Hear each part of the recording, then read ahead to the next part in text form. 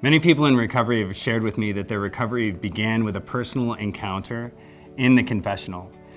But when they relate this story, they also relate the story of many, many, many unfruitful confessions, or the experience of going to confession weekly for the same sin over and over and over again, and maybe even getting the same advice over and over and over again. And so I want to present 4 questions that can guide both a confessor, the priest, and the penitent who's coming to confession, is trying to get rid of this sin in their life to help to make that confession more fruitful. And the first question that a priest can ask when somebody confesses the sin of pornography or masturbation is, how often do you fall into this sin in general? Not simply since your last confession, but is it monthly, is it bi-weekly, is it once every 3 months, is it once every 6 months? Usually it takes about 90 days to heal our brains from a pornography addiction. And so if it's less than that 90 days, we might need some extra help outside of the confessional.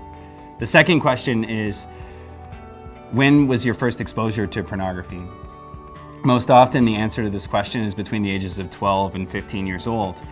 And when our exposure is that young, it's more difficult to break the habit in the future. And the third question is, are you speaking to somebody outside of confession at this time? And finally, do you want to stop? This helps someone to firm up their resolve to change their behavior and to make amends in their life. And so somebody going to confession, even if your priest doesn't ask these questions, your confession might sound like this. It's been 3 days since my last confession. I looked at pornography and masturbated 1 time. Generally, I do this 3 times a month. It started when I was 12 years old. I'm currently seeing a counselor to seek help. And I want to remove this from my life completely.